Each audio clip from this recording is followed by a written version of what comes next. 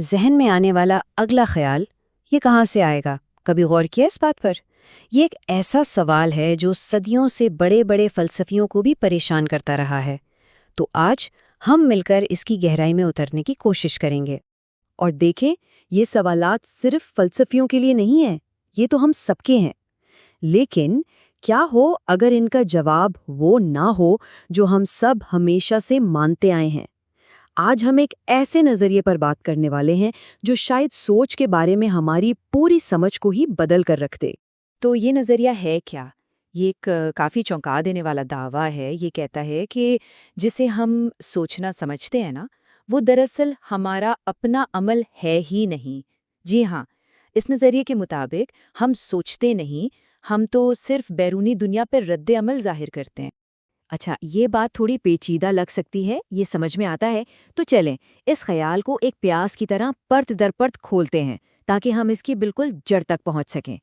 تو پہلی پرت، پہلا سوال یہ ہے کہ کیا جسے ہم خیال کہتے ہیں وہ واقعی ہمارے اندر سے پیدا ہوتا ہے، یا پھر یہ صرف باہر کی دنیا کا ایک رد عمل ہے؟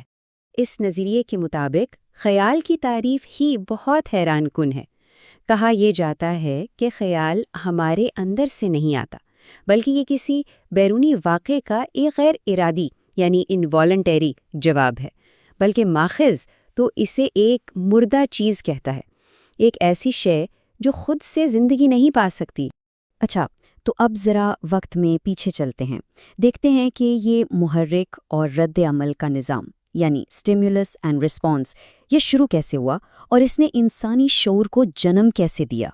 مصنف یہاں قرآن کی ایک آیت کا حوالہ دیتا ہے اور اس سے ابتدائی انسان کی ایک تصویر کھینچتا ہے، ایک ایسا وجود جو کہا جا سکتا ہے جانوروں کی طرح جی رہا تھا، کوئی خاص عقل و فہم نہیں تھی۔ اور پھر ایک فیصلہ کن موڑ آیا۔ جب بار بار موت کا سامنا ہوا تو کسی ایک انسان نے موت کے اس شدید محرک پر ایک مختلف رد عمل دیا۔ اس نے فیصلہ کیا کہ وہ وہی غلطیاں نہیں دہرائے گا جو دوسرے کر رہے تھے۔ بس یہی وہ لمحہ تھا جب بقا کے لیے یعنی سروائیول کے لیے شعوری طور پر سیکھنے کا آغاز۔ ٹھیک ہے، تو اب اس پیاس کی اگلی پرت کو دیکھتے ہیں۔ سوال یہ ہے کہ ہمارا دماغ ایک چھوٹے سے محرک سے، ایک چھوٹے سے اسٹیمولس سے یادوں کا اتنا بڑا جال کیسے بن لیتا ہے؟ اس بات کو سمجھانے کے لیے ماخذ ایک بہت ہی دلچسپ مثال دیتا ہے، ایک عام سے جوتے کی۔ سوچئے ذرا، یہ صرف ایک چیز نہیں ہے بلکہ یہ یادوں کا ایک پورا جال کھولنے والی چابی کی طرح ہے۔ دیکھیں، جوتے کا خیال ذہن میں آیا اور پھر کیا ہوا؟ فوراً پاؤں کا خیال آیا، پھر موچی، پھر بوٹ، ارے وہ پرانا ٹوٹا ہوا جوتا یاد آ گیا۔ یہ خیالات کا ایک نہ ختم ہونے والا سلسلہ ہے جو بس ایک چھوٹے سے محرک سے شروع ہوتا ہے اور ہمارے ذہن کو مسلسل مصروف رکھتا ہے۔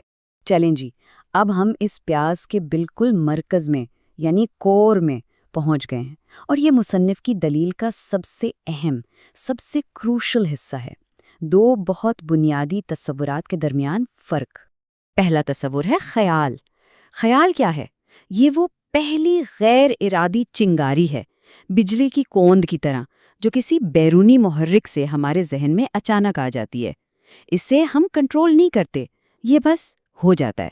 اور پھر ہے سوچنا۔ سوچنا کب شروع ہوتا ہے؟ یہ تب شروع ہوتا ہے جب ہم اس چنگاری کو، اس خیال کو پکڑنے کا فیصلہ کرتے ہیں، جب ہم اس غیر ارادی خیال کو قبول کرتے ہیں اور اس پر توجہ دیتے ہیں، تو یہ ایک شعوری، ایک کانشیس چوائس بن جاتا ہے۔ تو خلاصہ کیا ہوا؟ بہت سادہ۔ خیال ایک بیرونی غیر ارادی چنگاری ہے جو ہمارے ساتھ ہوتی ہے، جبکہ سوچنا ایک اندرونی ارادی عمل ہے جسے ہم خود کرتے ہیں۔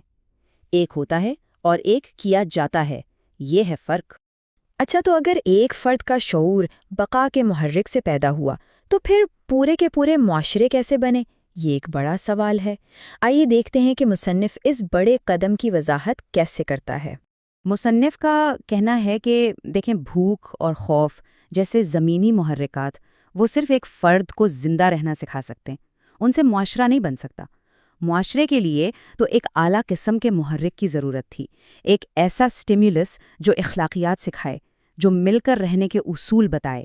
تو یہ اعلیٰ محرک کیا تھا؟ مصنف کے مطابق یہ الہام کی صورت میں آیا، یعنی انبیاء اور آسمانی کتابیں۔ ان کا ماننا ہے کہ انہی کے ذریعے انسان نے وہ کچھ سیکھا جو وہ خود سے کبھی نہیں جان سکتا تھا، خاص طور پر اچھے اور برے کی تمیز۔ اور اسی بنیاد پر مصنف اس نتیجے پر پہنچتا ہے کہ صرف اور صرف یہی الہامی محرک وہ بنیاد فراہم کر سکا جس پر ایک کام کرتا ہوا ایک فنکشنل معاشرہ قائم ہو سکتا تھا۔ اچھا، تو اب واپس اپنی اندرونی دنیا کی طرف چلتے ہیں۔